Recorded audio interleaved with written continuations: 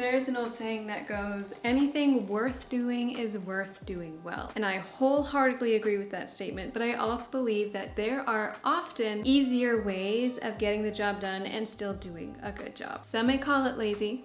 I call it smart, because as a busy mom of 4, I know just how precious our time is. I also know how much is required of mothers every single day. And so I've learned some tricks over the years to get the job done, to do it well, but to do it in a more efficient way. So today I'm gonna share with you some lazy homemaking hacks that have saved me so much time.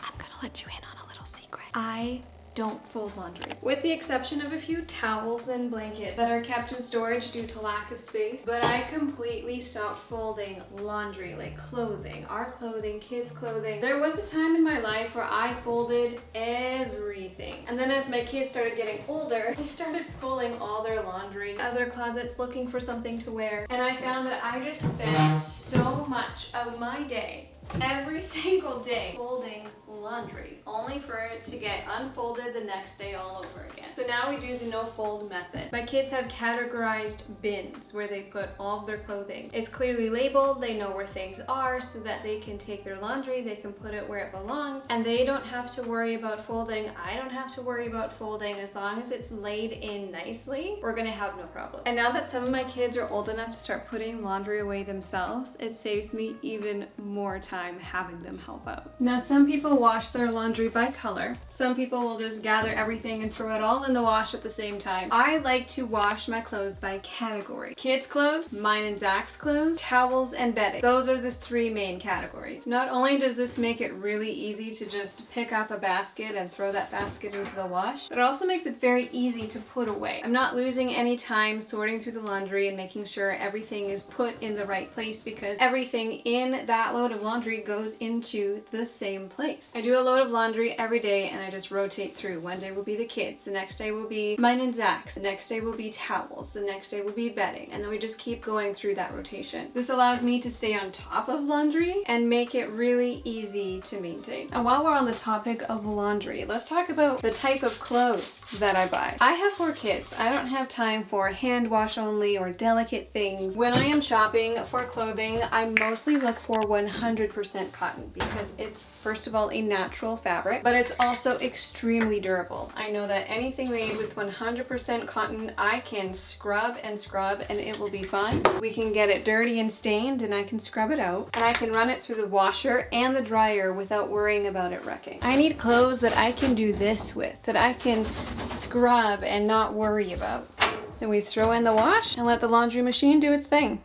You know, we live in a day and age where we have access to all this amazing technology and all these amazing appliances. This technology can be such a blessing, but I find that if I'm not using them appropriately, if I'm not putting them on a cycle and working them to my advantage, they actually become more of a hindrance than they are helpful. So I put all my appliances on a cycle. My dishwasher gets started every evening and every afternoon. My washing machine gets started every single morning, and sometimes in the afternoon when we have extra loads to do.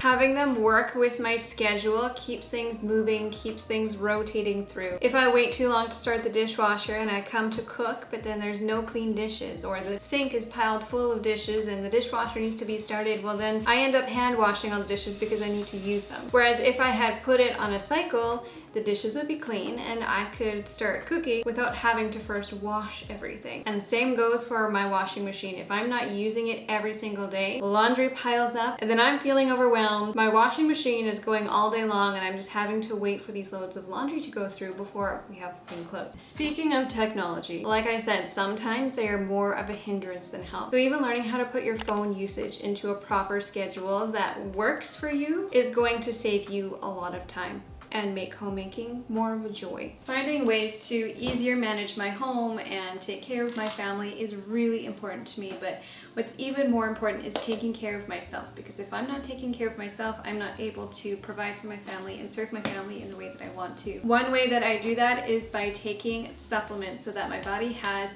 the exact nutrients that it needs to function properly. And so I want to say a huge thank you to Needed for sponsoring today's video. The most recent addition to my supplements everyday day is the Needed Prenatal Multi-Capsule. I'm not taking these because I am pregnant. I am taking these upon my doctor's recommendation because I have grown, given birth to, and breastfed 4 babies over the course of 6 years. And during that time, I was not fueling my body with the nutrients that it needed. I actually only started taking supplements after my last daughter was born. After my body went through all of that, I was really lacking in a lot of these key nutrients that are found in a prenatal multivitamin. I didn't want to just pick any prenatal off the shelf because a lot of the common prenatals that you can find at a drugstore are lacking in many key nutrients. They are filled with unnecessary sugars and fillers that I didn't want to be putting into my body. So I wanted to make sure I was finding something that was going to properly support my body and give me everything that I need right now. That's exactly why I went with Needed, because they are packed full of a higher dosage of essential nutrients plus extra minerals and vitamins that are not found in your regular drugstore prenatals. The recommended daily dose of a Needed prenatal is 8 capsules per day. And I know that sounds like a lot, but it just really goes to show you just how much good stuff you're putting into your body, because there's nothing unnecessary in these.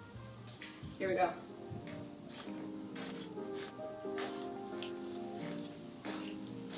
I've gotten really good at that. No, I personally prefer the capsules because I find it easy to swallow pills. But for mamas who find it a lot more difficult, or mamas in the first trimester experiencing gag reflex, they also have a prenatal multi-powder, and this is vanilla flavored, so it tastes really good. I'll take this sometimes in place of my capsules, so it's just 2 scoops a day. I like to just mix it into some milk, and it makes a really nice afternoon drink. The Needed prenatal also supports the absorption of these key nutrients, energy, physical recovery after birth, nutrient-dense breast milk, and so much more. This is support for pre-pregnancy, pregnancy, post-pregnancy, breastfeeding. Needed gives me the peace of mind knowing that I am getting exactly the nutrients that my body needs and nothing more. Right now, Needed is offering an extra 20% off your first order, and that goes for one-time purchases as well as already discounted subscriptions and plans. Just head over to the link in my description box and use my code Delilah to take advantage of that offer. This next one might sound kind of silly, but I have gotten into the habit of creating a basement pile, basically a bunch of things that need to go downstairs, so that every time I actually am on my way downstairs to get something or do something, I can look over and say, oh, I have a free hand, I can take these things downstairs. And then that way I am saving myself so many trips up and down the stairs. So this is a great idea if you have a basement or you have an upper level, even having a basket on the stairs or by the stairs that you can put things in until you are ready to go up or down the stairs. This saves me so much time.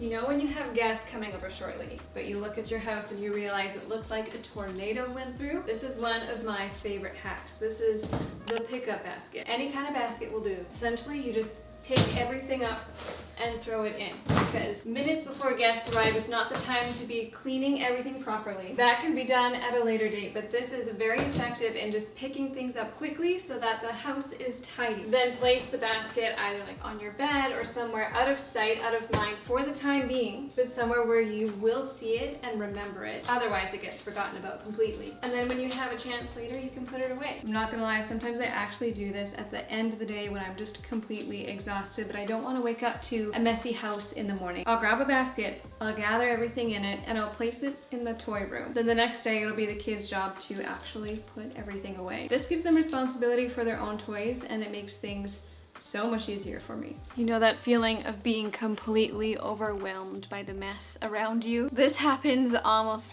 daily, and my kids feel this too. They get overwhelmed when they look at a room and they're just seeing chaos. So what I do, and what I tell my kids to do, is to tackle it by category. Literally organize it into piles if that helps you, or just focus in on one thing at a time so that you're not getting overwhelmed, you're not going from place to place, thing to thing, getting distracted along the way. Focus on one thing at a time. In this instance, I would take care of all of the Lego first, and then I'd probably move on to these guys, and then on to the ball pit balls, and so on. And organizing it this way just makes it so much easier to tackle, less overwhelming, which means the job gets done faster and easier. I just realized that I spilled milk all over my dress this morning, and I completely forgot to change before filming this video. So let's just pretend like we didn't notice that. If you've been following me for any amount of time, you know how much I love baskets, and it's not just because they look pretty, it's because they make toy organization in general so much simpler. Whenever a toy comes with packaging, we throw away the packaging and we place that toy in a basket. It makes cleanup less overwhelming for the kids because they know that they can just throw that category of thing into that basket and they're done. They don't have to neatly organize everything. It's just a matter of throwing it into the basket and calling it a day. I don't think I will ever get over my love for baskets because they are just so incredibly practical, and if you can find them at the thrift store, very cheap as well. Let's talk about the 1 in, 1 out rule. With 4 kids in the house, it did not take us long to reach max capacity for storage in our home, especially for things like toys and clothing. So then every time a birthday rolls around or Christmas rolls around, it starts to feel very overwhelming because we don't have places to store all these things. And when it gets to that point, it feels extremely overwhelming and time consuming because not only are you trying to find a home for all these things, but everything that you have in your home is something that you need to take care of. And if it's something that's not being used, then there's absolutely no sense of having it in our home, and we can then bless someone else with that thing. So as a general rule of thumb, we like to do the 1 in, 1 out rule. Every time that the kids get new toys, they're also giving away some toys. Every time that they're getting new clothes, we're also donating some clothes. I know that I have a couple of dresses coming in the next couple of weeks, so I need to go through my clothes and decide on a few that I can probably part with. Because the fewer things that you have in your home, the fewer things you are responsible to take care of and find homes for, which therefore gives you more time, which therefore makes homemaking a much more enjoyable experience for everyone. I used to be able to multitask really well, and I still can multitask pretty well, but I have learned that sometimes multitasking is actually way less efficient because in my multitasking, I'm getting distracted by all the many things that I'm trying to do at the same time. So I have learned that sometimes procrastinating is actually more efficient than trying to get everything done all at once. And what I mean by that is I try and group like jobs together. So if I have lots of house cleaning to do, I'll try and group that into a certain time slot or a certain day. If I have lots of things to do in the kitchen, I'll try and group it together at the same time. I'll reserve like an afternoon